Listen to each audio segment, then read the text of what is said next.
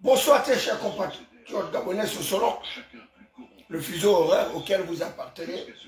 Bonjour très chers compatriotes gabonais, vous êtes à l'émission Atmosphère, intervention chirurgicale, électorale et judiciaire animée par le prince Adouma David Berakoma.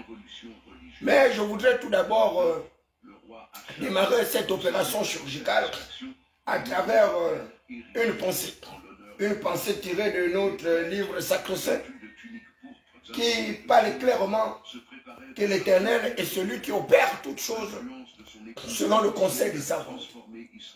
L'Éternel opère toutes choses selon le conseil de sa volonté. Je voudrais manifester ma gêne face au débat qui a eu cours hier entre notre illustre acteur, non pas ecclésiaste, mais contradicteur des faux prophètes, Chocolat des filles. Chocolat des filles que nous avons vu comme un être extrêmement intelligent, doté d'une intelligence que l'on pensait surpasser tout le monde. Une intelligence qui aurait surpassé les satrapes, les docteurs, les pharisiens et les sadducéens. Et au cours d'un défi qui va lui être lancé par un pseudo docteur de la loi, qui d'ailleurs s'est autoproclamé docteur de la loi, alors qu'il ne l'est pas. Et ce type est parti de la France pour relever le défi, soit lié avec Chocolat des filles. Et Chocolat des filles, au départ, avait recusé ce débat-là. Et j'ai écrit Chocolat des filles à plusieurs reprises sur la toile et ne pas prendre part à ce débat. Et ce débat avec les thématiques qui ont été au préalable élaborées par une chaîne de télévision camerounaise qui a d'ailleurs un pignon sur rue au Gabon. Et on voit un Chocolat des filles sur un plateau pratiquement en camisole. Et pendant que notre visiteur qui est venu d'outre-mer, cette force négrière esclavagiste, et qui nous étouffe comme une chape de plomb, eh bien, c'est quel moment ils ont fait ce truc-là?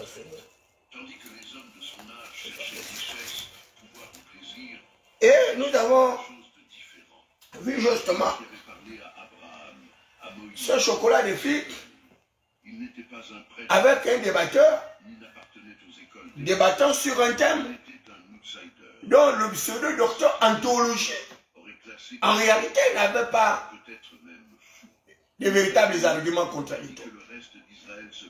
Il s'agissait d'apporter une preuve démonstrative que la Bible était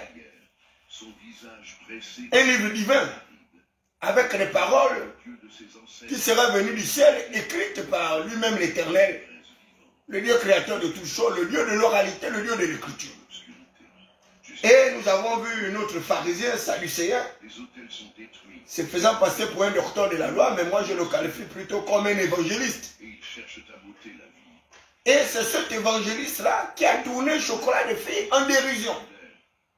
Alors que Chocolat des filles était axé sur sa matière, sur l'objet même du débat contradictoire. Et le journaliste également s'est éloigné du thème dont il avait soumis à discussion. Et Chocolat des filles, toujours dans sa recherche du buzz, a fini par perdre la mécanique. Il est rentré encore dans son caractère régrettif et injurieux et insultateur. Et sa stratégie n'a pas marché. Parce que celui qui est venu pour ravir la vedette de Chocolat des filles est resté concentré sur le redéploiement de son artillerie. Ces arguments que je n'ai pas trouvé d'assez percutants. Mais comme Chocolat des filles est sorti, justement, a fait une sortie de piste, mais la conséquence, c'est que ce Camerounais-là, à la limite, a humilié Chocolat des filles. Il a ridiculisé. Et il a plutôt confirmé qu'il était docteur de la parole, mais un faux docteur de la parole. La Bible dit que ce sont les médecins du néant. Parce qu'ils ne connaissent ni l'évangile, ni la puissance de Dieu. Ce sont les médecins du néant. Et que le royaume de Dieu ne consiste pas en parole, mais en démonstration de puissance. La démonstration de la puissance. Et c'est cela que je trouve tous les débats que Chocolat des filles engage avec ces personnes, des débats qui n'ont aucun caractère instructif ni pédagogique. Chocolat des filles dénonce la qualité de nos hommes de Dieu, leur moralité, leur probité, leur éthique. Et jusqu'à présent, on n'a pas vu un véritable homme de Dieu sur notre espace territorial qui soit capable de démontrer que ce que Chocolat des filles dit est faux. Le train de vie des hommes de Dieu est pareil aux politiciens. Ils ont le même train de vie marchand, le même train de vie prestigieux et le même train de vie rébarbataire. Et ça, c'est évident.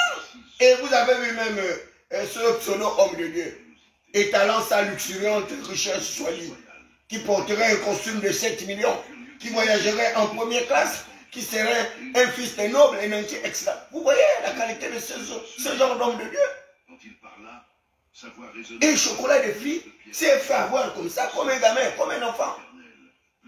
Il est sur le plateau, il a un peigne afro, et qu'il arrive à peigner sa tête, je ne sais qu'est-ce qu'il recherche sur son crâne, et il est en camisole, une tenue indigne même de quelqu'un qui se retrouvait sur un plateau de télévision, suivi par l'humanité tout entière. Et je ne sais pas comment cette chaîne de télévision a d'ailleurs pu le laisser même aller au débat avec un pyjama. C'est quand même incroyable. C'est impensable. Et voilà comment il s'est fait laminer comme ça là. Et c'est toute la notoriété, le prestige des Gabonais que nous sommes qui a été battu en brèche. Parce que quoi? L'objet du débat qui relève, eh bien, il n'y a eu aucune discussion. Et Chocolat des filles était le seul à avoir tenu en restant dans le débat. Et aujourd'hui, ça son cœur de fondant qu'il apprendra d'ailleurs de lui-même. Combien de fois toutes les humiliations dont il a fait montre aux autres pasteurs, aujourd'hui c'est lui qui va vivre la réalité. Il sait que c'est que l'humiliation. Et c'est pas aujourd'hui que Chocolat des filles va se relever pour continuer à mener à bien sa part ces débats. Moi je voudrais vous dire que Chocolat des filles, il a une mission salvatrice. Parce que si nous ne nous débarrassons pas de ces acteurs religieux, mais l'Afrique ne va jamais se développer. Nous n'allons pas évoluer. Vous allez en Europe, vous allez en Afrique, vous allez ailleurs. Les églises se sont vidées parce que les églises sont des fonds de commerce de ces personnes. Et les églises ont le même processus que les partis politiques. Ce sont des entreprises individuelles, des entreprises familiales. Et c'est pourquoi, vous voyez, à la tête de ces églises-là, il y a une succession monarchique. Le père forme l'enfant, quand il part, l'enfant récupère l'église, alors que l'église, qui est un conglomérat de l'ensemble justement des croyants, qui résident là-bas, c'est les mêmes. Et certains ont vite compris, dès qu'ils ont raté d'ailleurs leur formation académique ou professionnelle et autres, ils vont se réfugier dans les églises. Parce que c'est là-bas où il y a l'argent. C'est là-bas où on peut exploiter les chroniqueurs spéculatifs des populations. C'est là-bas où on peut exploiter la misère des populations. C'est là-bas où on peut arriver justement à récupérer toutes ces femmes faisandées, toutes ces femmes remplies de péchés qui ont perdu toute humanité, qui ont perdu d'ailleurs toute possibilité pour elles de pouvoir éclore leur génie. Et voilà comment Chocolat des filles s'est retrouvé. En plein plateau, laminé par un faux docteur de la loi, un faux docteur des Écritures. Alors qu'on ne leur demande rien. Le royaume de Dieu ne consiste pas en parole, mais la démonstration de la puissance. La puissance, c'est cette démonstration de la puissance qu'on réclame aux chrétiens que vous êtes, aux croyants. La Bible est claire, dans Marc 16, 17. Voici les miracles qui accompagneront tous ceux qui auront cru en mon nom. Voici les miracles qui accompagneront tous ceux qui auront cru en mon nom. Ils imposeront les mains des malades et les malades seront guéris. Il s'agit de cela. Il s'agit d'arriver à une démonstration spectaculaire de la puissance de Dieu. Il ne s'agit pas d'aller faire des débats oisifs à la place justement des miracles qui doivent accompagner ceux qui auront cru. Tous ces pseudo-pasteurs, docteurs, diacres et autres, avec toutes leurs dénominations fallacieuses. Pourquoi ces gens-là ne vont pas dans les hôpitaux? Pourquoi ces gens-là ne vont pas dans les morgues pour ressusciter les morts, pour guérir les malades et autres? Un docteur, un médecin, son rôle c'est justement un rôle thérapeutique. C'est la guérison et non le simulacre, le spectacle qu'il est venu faire par un étalage des Écritures et à travers à travers leur ordinateur. C'est quand même incroyable, c'est impensable. Vous voyez comment ces gens-là arrivent à distraire l'opinion, à distraire les Gabonais. Là où nous sommes en train de suivre l'histoire d'Élie le Tishmite, Élie le Tishmite avait défié les dieux de Baal. Élie le Tishmite avait défié le roi Achab avec la reine Jézabel. La reine Jézabel, une meurtrière, une sorcière, une polieuse de l'utérus. Et la reine Jézabel faisait souffrir le peuple souverain. Le roi Achab faisait souffrir le peuple souverain. Mais Élie le Tishmite avait décidé de mettre au défi son Dieu par rapport au Dieu de Baal.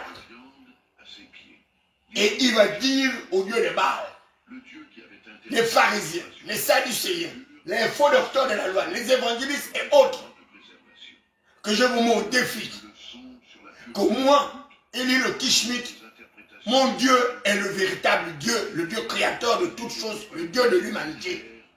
Le Dieu qui a créé l'univers, les constellations, le Dieu qui a créé la terre, le Dieu qui a créé tous ceux qui sont susceptibles de respirer sur cette terre.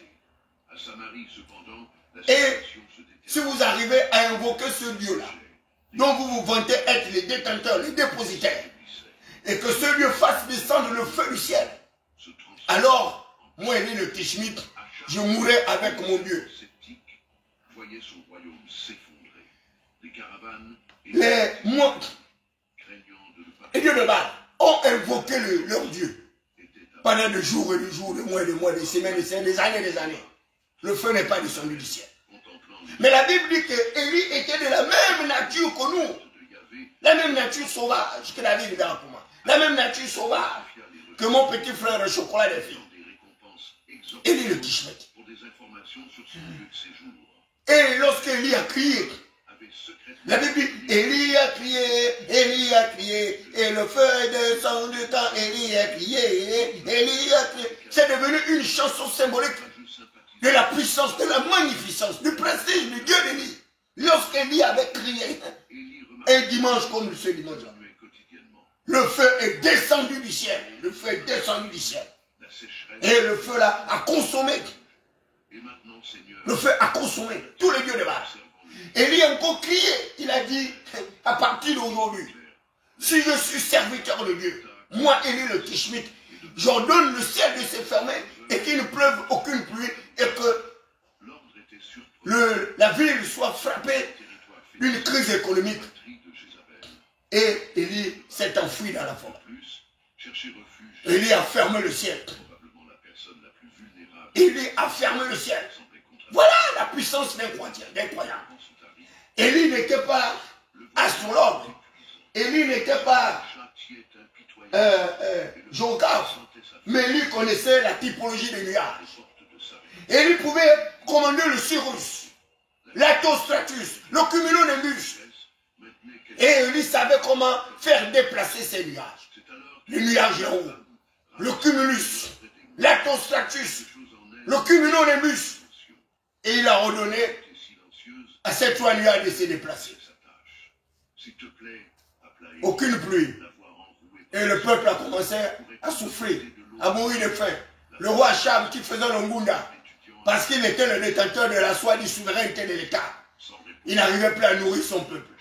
La crise économique a frappé. Il était obligé de chercher encore Élie. Pour qu'Élie vienne prier de nouveau pour ouvrir le ciel.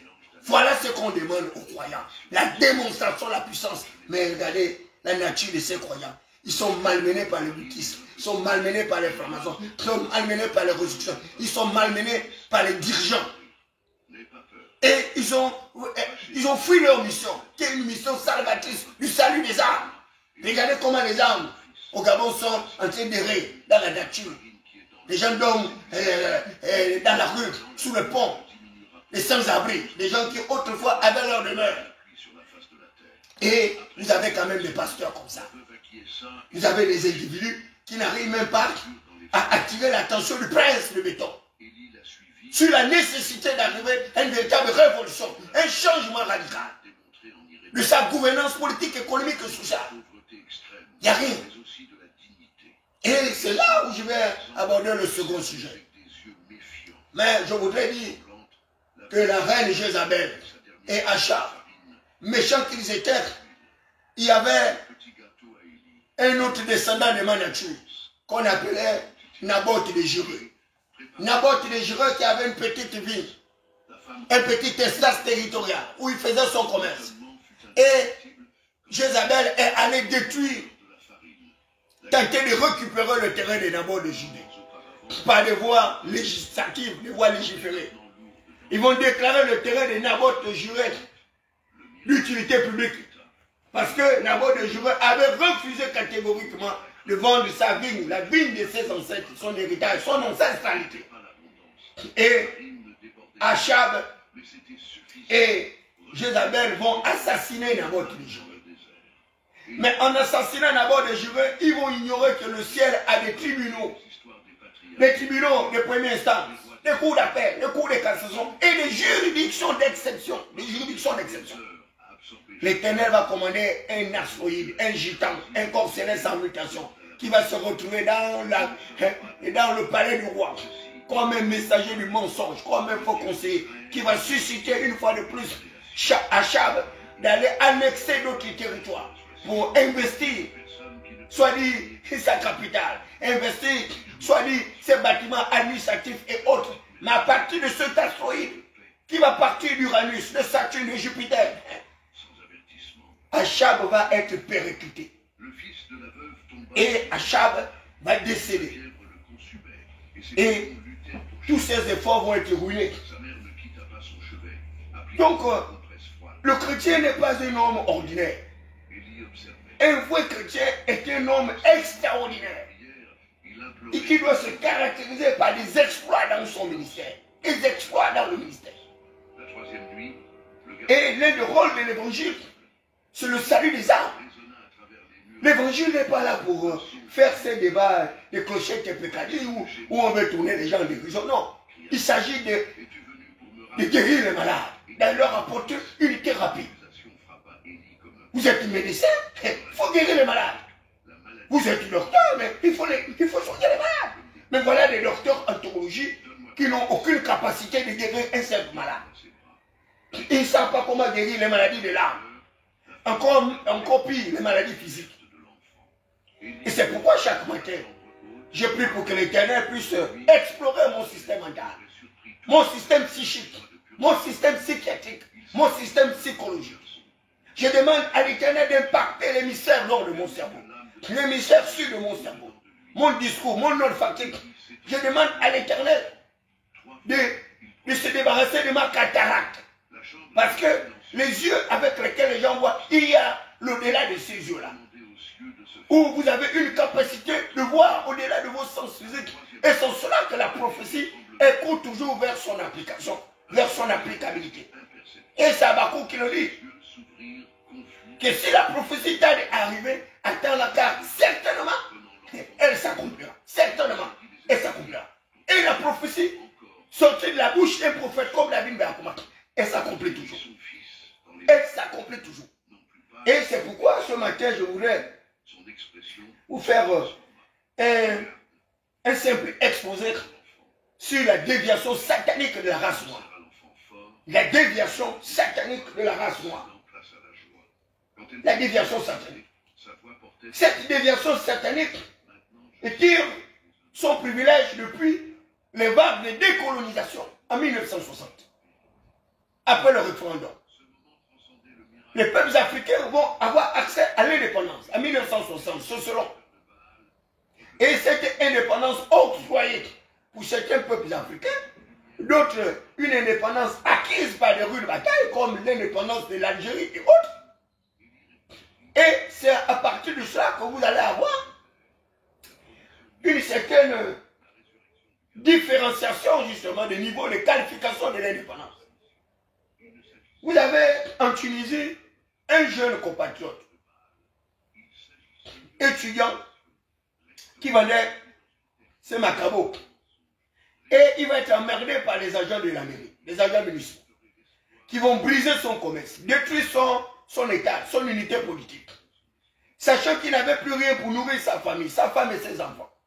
Sachant que ces individus avaient porté atteinte à sa dignité. Ce dernier va se décider de mourir pour le peuple de Tunis.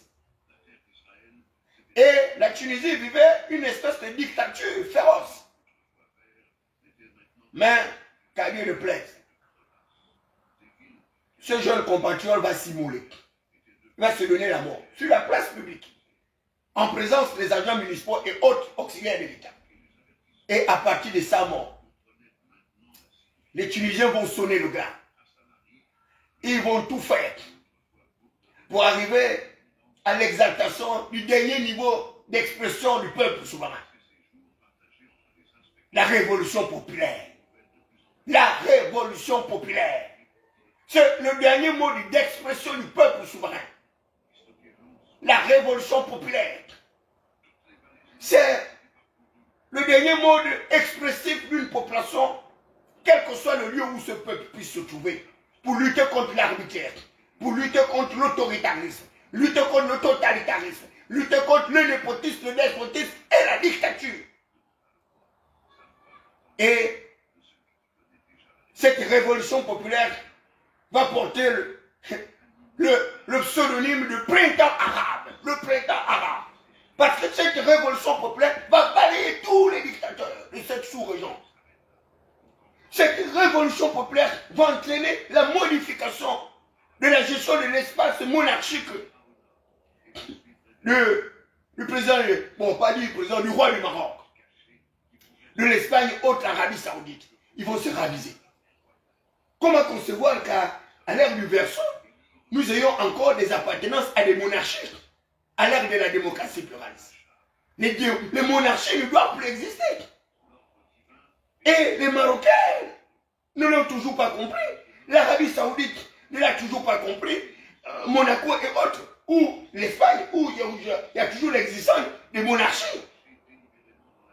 C'est que les textes démocratiques, que ces monarchies arrivent à tirer leur puissance. Ou une seule famille, à travers des droits divins, puisse gérer un État de manière ininterrompue.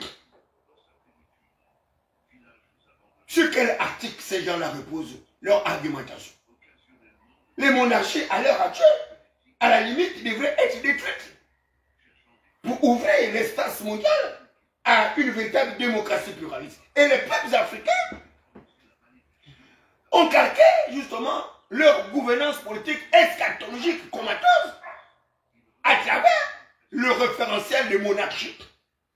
Et pourtant, la Déclaration universelle des droits de l'homme et des citoyens de 1789, honorée par la chute de la monarchie du roi Louis XIV, qui disait que l'État c'était lui, qui incarnait le totalitarisme au pouvoir, qui incarnait l'individualisation, la personnalisation et la personnification du pouvoir. L'État français n'a jamais été Louis XIV. L'État ne peut pas être Louis XIV. L'État ne peut pas être le symbolisme de l'homme politique qui soit détenteur de pouvoir exclusif à travers le pouvoir de représentativité. Le pouvoir de représentation. Mais ce que vous devez vous poser, c'est à quel moment le représenté exprime la volonté des représentants. C'est cela la problématique. À quel moment le représenté exprime-t-il la volonté du représentant? Le représentant ne peut pas exprimer la volonté du représentant en cassant mon abri sous le fallacieux prétexte d'une déclaration d'utilité publique. Ce n'est pas possible. Je suis le souverain. Toi, tu es le représentant. Tu es le représentant du représenté que je suis. Et tu veux exprimer ta propre volonté. Non, c'est la manipulation. Le représentant doit représenter la volonté du représenté. Il doit exprimer la volonté du représenté. Or, la volonté du représenté, c'est quoi? C'est qu'il aspire au confort, au bien-être. Et c'est la Bible qui le dit. Que j'ai des projets pour vous, que des projets de bonheur. Et non des projets de malheur. Mais regardez, tous ces milliers de Gabonais qui dorment sous le pont. À cause d'une fausse doctrine philosophique, à cause d'une fausse loi, une déclaration d'utilité publique, d'un état affectif, un état embryonnaire, un état au stade analytique, un état sans matricule sol, un état sans visage, un état sans domicile. Et c'est au nom de cet état qu'on s'arroge toutes les prérogatives de puissance publique pour pouvoir détruire le capital social des êtres humains.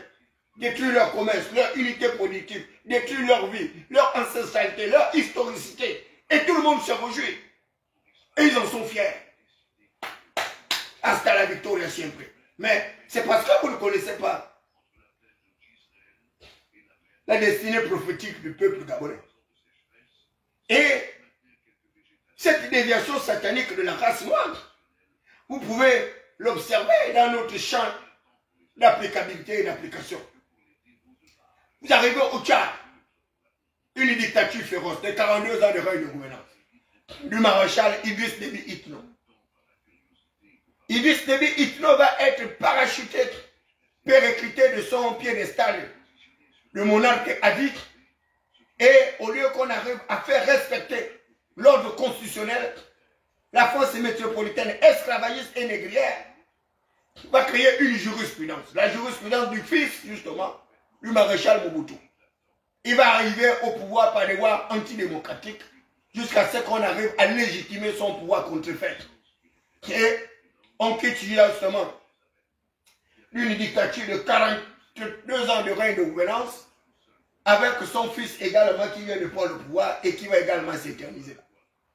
Vous avez le côté du Togo, et le roi Eyadema. Il arrive au pouvoir par des voies militaires.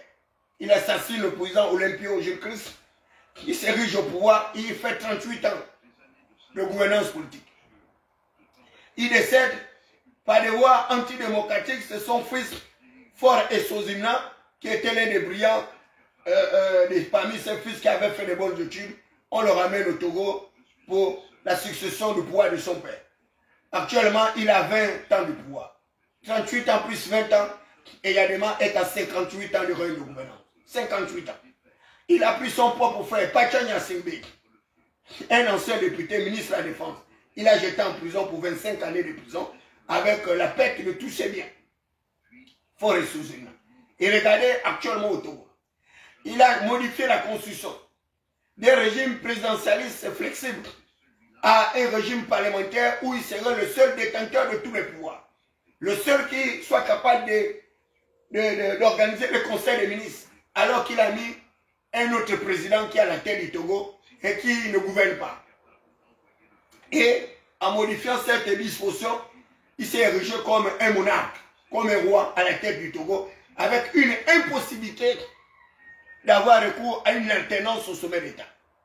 Donc, il devient président à vie du Togo. Et regardez comment les Togolais s'insurgent, s'érigent en épouvantail contre la gouvernance de Faure Essouzina. Et là, nous avons près de 7 morts actuellement. Et les Togolais ont décidé de ne pas infléchir la courbe de la révolution cette année. Et vous verrez, d'ici 2 à 3 semaines, vous entendez que Faure Essouzina a quitté le Togo à pieds joints et qu'il aurait fui, d'ailleurs, avec ses propres enfants. Voilà quelqu'un qui refuse de quitter le pouvoir après avoir exercé le pouvoir pendant 58 ans. 58 ans de règne de pouvoir. 58 ans. En 58 ans, il n'a pas formé une autre personnalité qui soit capable de le succéder. 58 ans. Vous arrivez au Cameroun, un autre sexagénaire, mais l'opposé politique, sans base législative. Voilà. Plus de 50 ans de règne du pouvoir.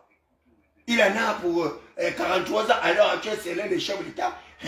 C'est tellement le plus vieux de tout notre espace atmosphérique. Paul Biya, 93 ans. Et il y a une célèbre chanson qui passe dans le groupe WhatsApp.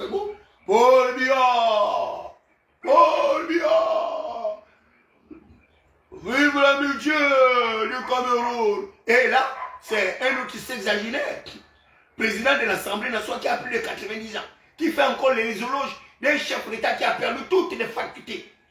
Un chef d'État qui n'a plus toutes les capacités morales de pouvoir diriger un grand pays comme le Cameroun. Et vous voyez les Camerounais, avec leur très grande gueule, ils ne sont pas capables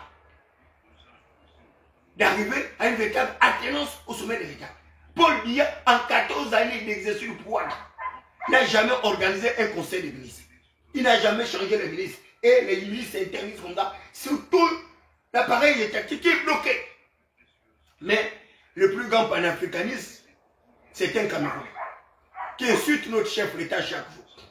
Il insulte les autorités gabonaises chaque jour, mais lui, il n'est pas capable d'ouvrir un débat contradictoire sur la démocratie représentative au Sénégal. C'est de la manipulation. Voilà un panafricain qui sait ce que c'est que le principe d'autodétermination. C'est le droit international. Le droit des peuples à disposer d'eux-mêmes.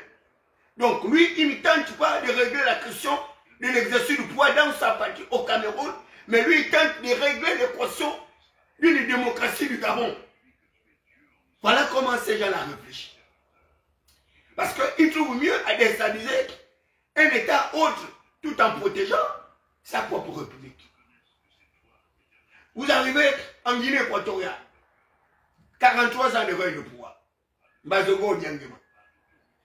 Il lui au moins, il a préparé son fils Théodorino Obiangema, et qui est vice-président de la République de Guinée. Donc ce n'est un secret de polichinelle que Théodorino Obiangema est actuellement un président de la République au même titre que son père.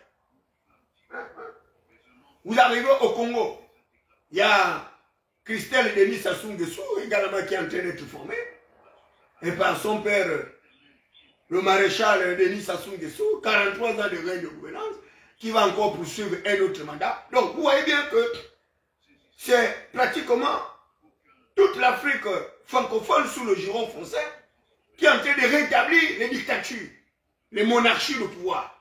Alors que ces monarchies de pouvoir étaient censées avoir disparu depuis l'avènement de la démocratie pluraliste en 1998. En 1990. Et le retour de ce monarchie est exalté par les forces de défense et de sécurité. Parce que vous voyez bien, dans toutes ces zones-là, il y a eu le coup d'État. Il y a eu le coup d'État au Cameroun, il y a eu le coup d'État au Bénin, il y a eu le coup d'État en Guinée, un peu partout. Ce sont les coups d'État. Mais la démocratie qui nous paraît assez expressive aujourd'hui, c'est celle du Bénin. Et celle du Bénin, elle arrive à se mouvoir avec celle du Ghana pour la simple raison qu'ils ont réussi leur mutation. Le Bénin avait fait la meilleure conférence nationale, ce qui leur a permis aujourd'hui d'avoir plusieurs présidents à la tête de l'État et de manière ininterrompue. Tu fais tes 2 mandats et puis tu t'en vas et ça marche. Au Sénégal également, c'est la même chose, ça marche. Quand bien même certains volatiles hommes politiques sénégalais avaient tenté une fois de plus de modifier la Constitution. Mais regardez la Côte d'Ivoire. Hein? Regardez la Côte d'Ivoire. Lorsque vous voyez les Ivoiriens faire la gueule, défendre des exils, un chef d'État qui est déjà 4 mandats, 4 mandats, 4 mandats, celui qui était le précurseur, soit dit, de la démocratie dans ce pays, Alassane Ouattara, 4 mandats, et il refuse de partir. Et là, la Côte d'Ivoire va encore flamber. Les gens vont mourir à cause d'une démocratie piégée, une démocratie maladive, où il arrive à exclure tous les potentiels candidats qui sont susceptibles d'être dans la course et de le battre. Parce que les populations ivoiriennes aujourd'hui sont divisées. Et Ouattara leur a exclu du code électoral. à travers des actes de falsification. Et aujourd'hui, il veut diriger la Côte d'Ivoire sans compromis, sans compromission, sans démocratie. Et c'est une situation inacceptable. Et lorsque tu vois les Ivoiriens dans les panels, ils arrivent à défendre ceux exagérés et opposés politiques, mais c'est tout de même ridicule et affligeant. Et regardez toute la sous-région. Il n'y a que des actes de déstabilisation. Il n'y a rien qui marche. Au Tchad, c'est la transition, une transition qui n'en finira point. Au Burkina Faso, pareil. La Guinée, Bissau, Conakry, autre. Voilà. Et vous voyez, l'Afrique est comme ça. Et qui est l'instigateur de toutes ces manœuvres dilatoires du refus démocratique? C'est la France. Et pourtant, la France a mis en place un système de démocratie pluraliste perfectible. Il n'y a pas un seul président français qui soit capable de modifier la constitution en France pour pouvoir arriver à des mandats illimités. Mais la France encourage les États africains d'avoir les mandats illimités parce que la France tire profit de ces dirigeants qui l'imposent aux populations. Et le plus souvent, ce sont des dirigeants qui n'ont pas toutes les capacités requises de pouvoir impulser une dynamique de développement. De plus souvent, ce sont des dirigeants qui n'ont aucune vision du développement, aucune vision pragmatique du progrès, de la prospérité partagée. Zéro. Aucune politique de rétribution, aucune politique justement d'aménagement de l'espace urbain, l'aménagement du territoire et autres, les voies d'urbanisme, il n'y a pas. Il n'y a pas. Et vous arrivez en Afrique, c'est un véritable gâchis. Et tout le continent est riche, mais avec des dirigeants cupides, des dirigeants maladroits, inaptes, inadaptés, incapables. Et il n'y a rien. Les gens quittent leur pays pour aller mourir au désert de Kalahari. Parce qu'ils cherchent de l'argent, ils abandonnent leur propre pays où ils ont tout. Ils ont l'or, ils ont l'argent, ils ont le métal, ils ont le tin, ils ont le diamant, ils ont le fer, ils ont le manganèse, ils ont... Regardez le Gabon avec autant de richesses. Je ne sais pas s'il y a un pays dans l'humanité qui a autant de richesses que le Gabon. Avec une autre particularité. Un particularisme indéniable. Une faible population. Et les Gabonais vivent dans la misère, dans la pauvreté, la plus inimaginable. Et ils sont obligés de voguer à tout vent de l'octique. Et là, vous les avez vus au stade. Des milliers qui étaient au stade, en train de porter les réfugiés. Regarde, c'est le réfugié. Là, ce n'est pas l'union des bâtisseurs. Ce n'est pas l'union des bâtisseurs. Ça, c'est le rassemblement des bâtisseurs. Je porte ce t-shirt-là pour rappeler l'histoire. Combien de fois le rassemblement des bâtisseurs s'est muté pour arriver à l'union des bâtisseurs. On est parti de la pensée patriotique où le chef de l'État a appelé et les gens adhéraient au sein de l'association ou parti politique de son frère. Ça n'a pas marché. Ils ont mis le rassemblement des bâtisseurs et on a appelé toutes les brebis égarées des partis politiques, ces leaders sans éthique, sans morale, qui ont adhéré pour ce grand rassemblement pour accompagner le chef de l'État dans le cadre de son processus de légitimation de pouvoir. À peine le pouvoir obtenu, ils ont encore changé. Ils appellent maintenant toute la cosmogonie politique à une vaste opération justement d'encadrement des différents électeurs de tous les partis politiques. Et là, paf, l'union des bâtisseurs. Et dans l'union des bâtisseurs, on retrouve les mêmes personnages, les mêmes acteurs politiques illégitimes, les mêmes acteurs politiques immoraux, ceux-là que je qualifie d'ailleurs de prostituées politiques. Et ils étaient pleins là-bas au stade. Et je vois quelqu'un m'écrire, mais David Mbelakouma, depuis le matin, tu n'as pas fait le direct, on te voit pour stade. À votre homme au concert, vous m'auriez vu au stade? Vous m'auriez vu au stade, moi, David Mbelakouma, en votre âme et conscience, après avoir perdu l'héritage de mon père. Moi, je serais allé au stade pour être un simple applaudimètre. Ce n'est pas possible. J'ai une éthique qui ne peut pas me permettre de me courber. Ce n'est pas possible. J'ai une morale qui ne me permet pas de descendre ici bas. De toutes les façons, vous n'aurez que vos larmes pour pleurer. Ce retour vers le parti unique ne marchera pas. Ça, je vous le dis avec toute la force de mon intime conviction. Parce que nous nous mettrons devant comme des épouvantails pour que le parti unique ne puisse pas exister au Gabon.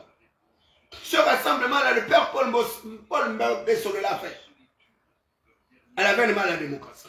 Et nous connaissons les conséquences indéniables. Et aujourd'hui, Mbessole n'a pas pu se relever à cause de ce rassemblement-là. Vous verrez comment ces gens-là vont se déchirer. Vont se déchirer. Lorsque le code électoral va sortir d'ici quelques semaines. Un code électoral qui sera rigide, calqué à la dimension de leurs ambitions.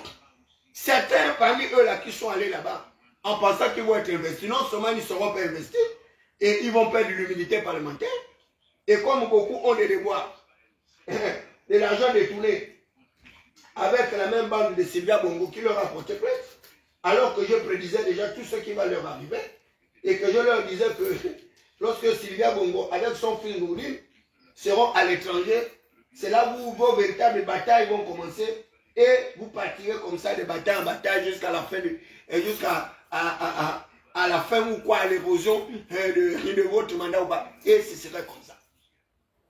C'est vrai comme ça. Parce que je connais tous les acteurs politiques gabonais. Je les connais tous, autant qu'ils sont. Il n'y a pas un seul acteur politique gabonais qui puisse être susceptible de m'échapper. Non. Nous sommes dans une véritable malédiction de la race noire. Une malédiction des acteurs politiques étatiques africains. Ce sont les inaptes. Ce sont les subordonnés de la France métropolitaine. Et c'est pourquoi la conférence de Kémy Séba et autres aurait été pour nous d'un atout indéniable. Parce que c'est une conférence qui allait parler de la monnaie, le système monétaire, la régulation monétaire, pour arriver à transformer nos économies et que nous puissions lutter contre la détérioration des termes de l'échange. Mais ils le savent, ils n'ont pas voulu. Oh, le docteur Moudonga. Ah, moi j'en ris vraiment. Le docteur Moudonga, docteur Baro Chambry. Les docteurs qui refusent les débats contradictoires publics sur l'économie, qui refusent les conférences de presse, les conférences sur des enjeux de développement. Parce que quoi? Ils veulent garder la population en captivité. Ils veulent garder la population dans la médiocrité. Parce que ce sont des négriers, ce sont des esclavagistes, sans base législative. Et là, ils vont peindre un code électoral pour que nous, les démissionnaires des différents partis politiques, qui n'adhérons pas à leur absurdité, ne puissions pas être candidats aux différentes élections. Mais de toutes les façons, moi je sais ce qui va arriver. Donc, que je sois candidat à une quelconque élection ou pas, que je sois victorieux d'une quelconque élection ou pas, vous ne changerez pas ma psychologie. Je vais rester justement dans une certaine opposition. Je vais rester à l'intérieur d'une certaine opposition. Mais une opposition libre.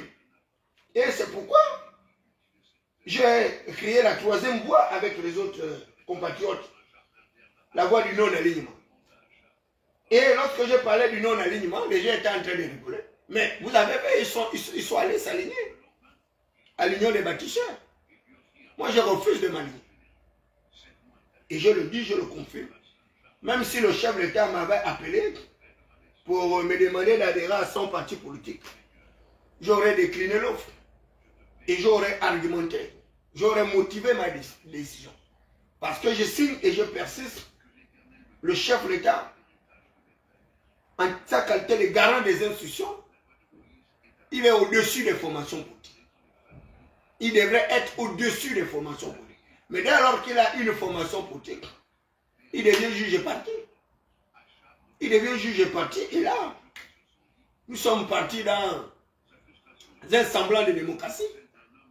C'est la démocratie gabonaise qui va mourir de sa belle mort. Il n'y aura plus d'expression libre démocratique. Et la preuve est là, vous avez vu, l'opposition est pratiquement morte. Les organisations non gouvernementales ont été corrompues et leur voix n'est plus audible. Les syndicats, c'est encore pire. Les associations ont été englouties. Les organisations non gouvernementales, pareil. Le patronat a été englouti. Il reste quoi? Les partenaires au développement ont été caporalisés, sont ensemble. Il n'y a plus rien. Il n'y a plus rien. Et le peuple est livré à lui-même. À la merci des charognards. À la merci des prédateurs. À la merci des budgétivores. À la merci des mercantilistes. À la merci des capitalistes sauvages. Des capitalistes industriels. Et lorsque vous avez un système capitaliste qui est mis en place comme ça, et un capitaliste à travers le leadership des banquiers, il n'y a aucune possibilité pour le peuple d'avoir gain de cause. Ce n'est pas possible. Les banquiers ne prêtent qu'aux riches. Les banquiers ne prêtent qu'aux riches. Les banquiers ne prêtent qu'aux pauvres. Et les banquiers recherchent le profit, la plus-value. Et c'est pourquoi dans leur banque, ils sont en surliquidité, donc ils ont beaucoup d'argent, mais ils n'arrivent pas à prêter pour que vous puissiez ouvrir un petit commerce et autres. Ce sont des politiques d'encadrement de crédit. Parce que l'argent a trois implications. L'usus, le droit d'user de l'argent, l'habitus, le droit d'abuser de l'argent, et le fructus, le droit de fructifier l'argent. Et c'est le rôle des banquiers, des usures fruitiers. Et qu'est-ce qu'ils font? Ils augmentent les taux d'intérêt, les prêts. Les 100 milliards là, qu'on vous a prêté là, allez-y demander. À hauteur de quel pourcentage vous allez rembourser les 100 milliards? Et quel est le délai de remboursement des œuvres? En Chine, quand on vous donne 100 milliards, c'est pratiquement avec des taux d'intérêt presque nuls. C'est des taux d'intérêt de 4, 3, 5%. Et avec les délais de remboursement qui vont dans les 15-20 ans. Donc vous avez tout le temps de pouvoir rembourser votre dette.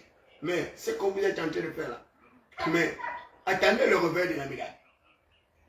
Je vous ai dit que le Gabon va rentrer dans une crise financière, une sécheresse économique. Et nous sommes là. Et vous m'en direz.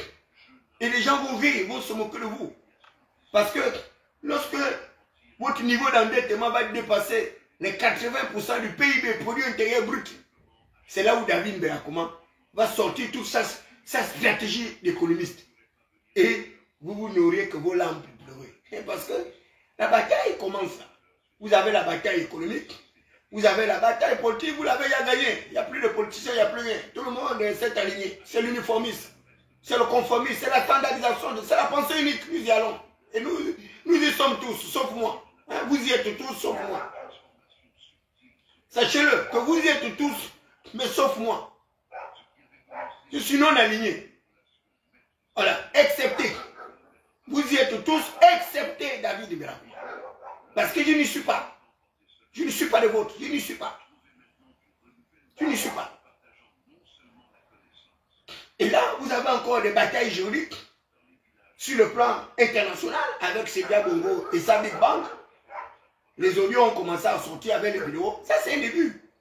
Parce que lorsque les transferts de fonds qui ont été opérés vont sortir dans les comptes privés des personnes, à la place du patrimoine de l'État ou du trésor, et les amis, mais vous allez vous retrouver dans une belle merde. Hein? Une belle merde. Parce que les gens ont toutes les opérations de transfert de fonds. Et on saura les auteurs de ces transferts de fonds. Là, ils ont déjà les noms des tortionnaires. Les noms sont déjà en train de sortir. Mais dans les noms là, c'est bien dit que ce sont les plus proches du chef de l'État. Ce n'est pas dit que c'est le chef de l'État. Comme les gens ont toujours des raccourcis. Sylvia n'a pas dit qu'Oligui l'a torturé. Sylvia n'a pas dit qu'Oligui l'a violé et autres. C'est maintenant les activistes, Jonas Boulina et autres, qui accusent Oligui d'être à l'origine de tous les péchés de ses collaborateurs. Et c'est pourquoi j'avais récusé ce système de régime présidentialiste totalitaire. Je l'ai dit à Brice Oligui que ce n'est pas utile d'être président de la République en même temps chef de gouvernement. Parce que tu vas prendre la responsabilité des actes de tous tes collaborateurs. Et ce n'est pas normal. Il y a le principe de la responsabilité du fait personnel. La responsabilité individuelle qui tombe, qui cause un acte autrui doit réparer le préjudice. Ces gens-là ont torturé les pauvres gens. Certains les ont violentés et autres. Mais pourtant, il y a les dispositions légales, même les dispositions constitutionnelles actuelles. Disent que les traitements inhumains ou dégradants sont strictement interdits.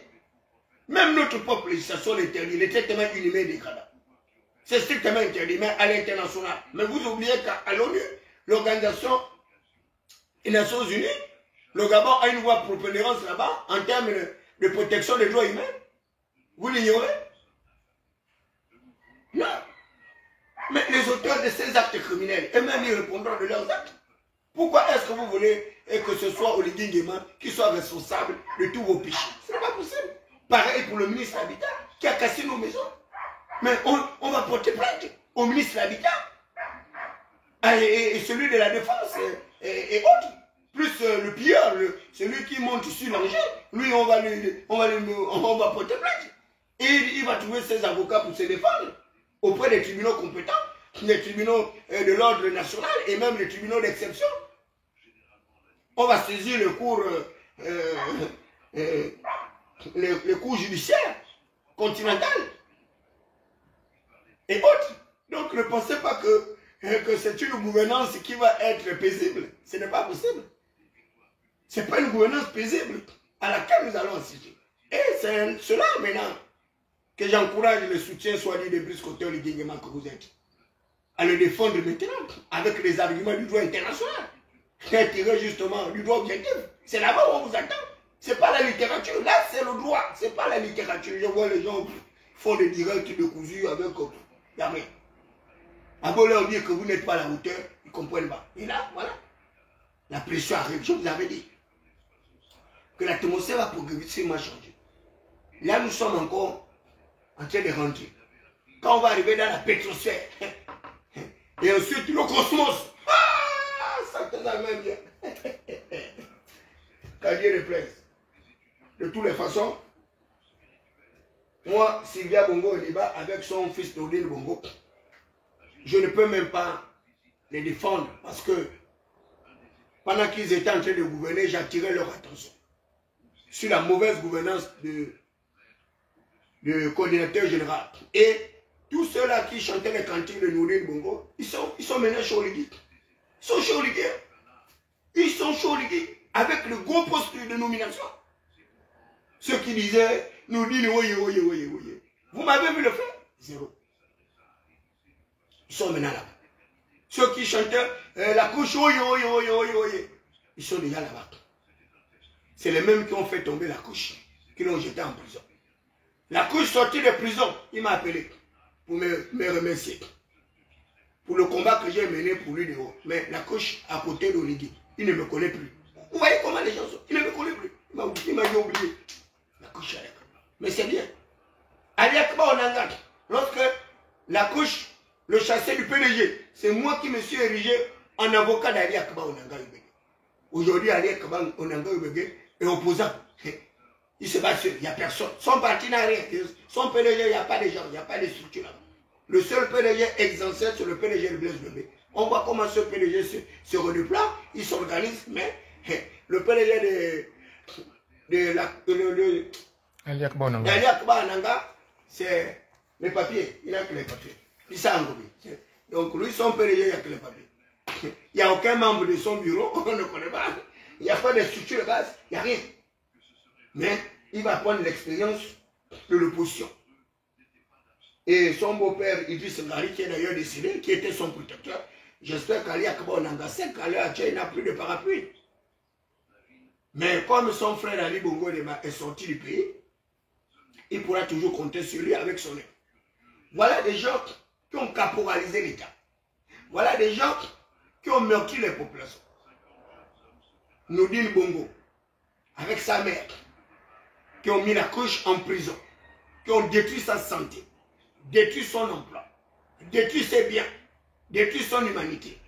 Ils ont pris mon frère Géléand, qui ne me connaît plus aujourd'hui, mais il était en prison. C'est moi qui faisais les communications pour lui, pour demander sa libération et autres. Géléand est sorti de la prison, il ne me connaît plus.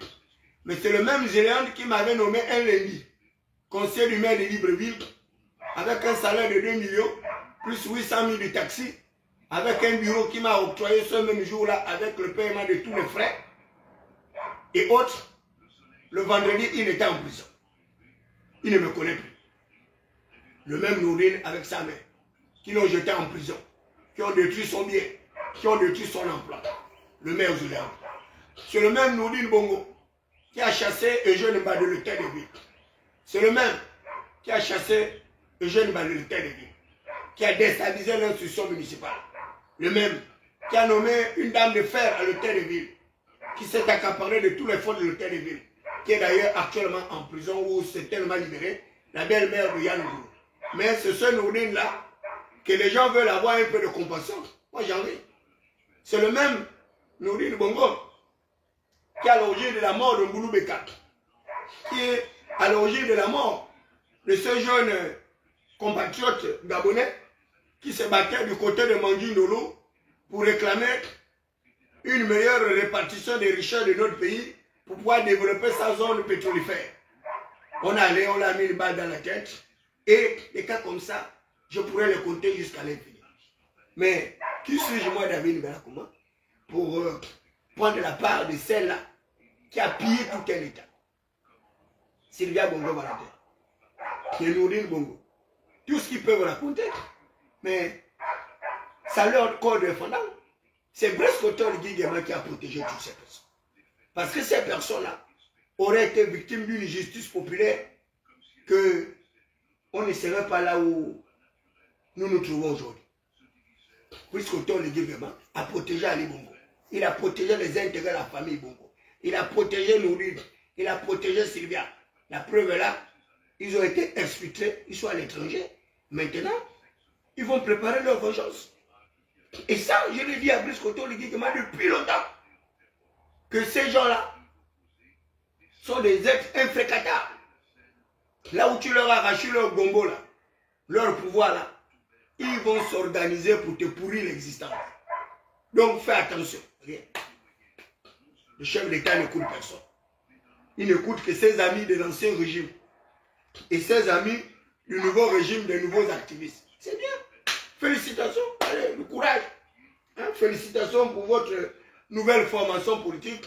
De toutes les façons que vous prenez. Que vous prenez l'Assemblée nationale ou pas. Moi, David Belakouma, je ne m'inquiète de rien. Même si l'Assemblée nationale est monocolore, ce n'est pas notre problème. Nous, on se contente du peu que la nature nous donne. Nous, on va continuer à manger notre riz sec, à manger nos galettes secs, mais nous ne nous alignons pas. Donc, allez-y, faites comme vous voulez. L'Assemblée, c'est pour vous. Le Sénat, c'est pour vous. Les mairies, c'est pour vous. Avec vos amis, avec vos frères, avec les membres de votre famille, avec les PDGistes, avec le CTRI, avec les militaires intrigués. Allez-y, prenez tout, faites tout. C'est votre pays. Nous, c'est les nattes là qui nous restent. Voilà nos abris. Voilà. Les nattes, c'est tout ce qui nous reste. Mais on ne vous en veut pas. Hein? On ne vous en veut pas. Donc, soyez-en rassurés que nous, on n'a rien à voir avec tout ce qui se passe dans le pays. Voilà. Que le pays soit en bonne santé ou pas, ça, ce n'est pas notre problème. Nous ne sommes pas bénéficiaires de la croissance du pays. Nous ne sommes bénéficiaires de rien. Donc, nous, on ne craint rien. Allez. Merci les amis. Allez-y dire à Chocolat de Fille que David Belakouma a dit que Nganga danser, tu poses un peu. Tu as fait ton buzz pendant longtemps, mon petit. Il faut être concentré. On t'a bien dit de laisser ton affaire d'insulter les gens sur le plateau. D'utiliser des termes inappropriés sur une chaîne de télévision, qui plus est des chaînes de télévision qui ont une certaine notoriété. Et cela ne fait pas bien. Tu es un enseignant, tu es un médecin, tu es un psychiatre, un psychologue. Tu ne peux pas utiliser un langage aussi orgueilleux, injurieux sur une chaîne de télévision. Regarde comment un Camerounais comme ça, là, que tu aurais pu manger. Et c'est ce Camerounais qui va en France content pour t'avoir ridiculisé, humilié sur un plateau de télévision, une chaîne camerounaise et sur un espace territorial gabonais. C'est pas sûr. Tu as refait comme les autres, comme dit mon petit, tout a refait. Là, tu as refait. Comment tu vas faire maintenant pour te relever là? Mais tu vas prendre au moins 2 semaines, les gars là vont se moquer de toi sur la toile partout. Quand Makosova va prendre les captures d'écran là, tu es mort en guerre. Tu es mort en guerre, mon petit. Tu vas faire des débats, on ne te paye pas pour ça, on te prend depuis le Gabon, on t'amène jusqu'au Cameroun. Même une galette, on ne te donne pas, tu reviens, tu es content. Tu repars faire les débats. Toi, tu as un problème. Tu as fait toutes ces études-là pour que les gens profitent de la gratuité de ton cerveau, de tes connaissances. Est-ce que tu as besoin de débattre avec eux? Tu as posé la problématique des faux pasteurs. Et ce sont ces faux pasteurs-là qui, jusqu'à aujourd'hui, s'évertuent à vouloir te combattre, dénigrer ton combat. Alors que tu les insultes même, tu les attaques pas. Ce sont tous les faux pasteurs qui se reconnaissent, qui demandent les débats. Est-ce que tu as vu le pasteur Lumbadinga est venu te demander le débat? Ou bien même Jocta, ou bien les autres? Ils s'en fichent. Même celui qui donne les grossesses aux femmes avec le gonflant là. Tu l'as vu chercher à débattre avec toi? Il n'y a rien. À part la tentative de fausse plainte qu'il a voulu faire là pour t'intimider. Voilà, ils sont maintenant cachés. Parce que là, maintenant, la cellule, ils sont démasqués. Moi, je passe là. Là, je m'en vais là. C'est pour voir. Au niveau des églises là. Les églises sont vidées.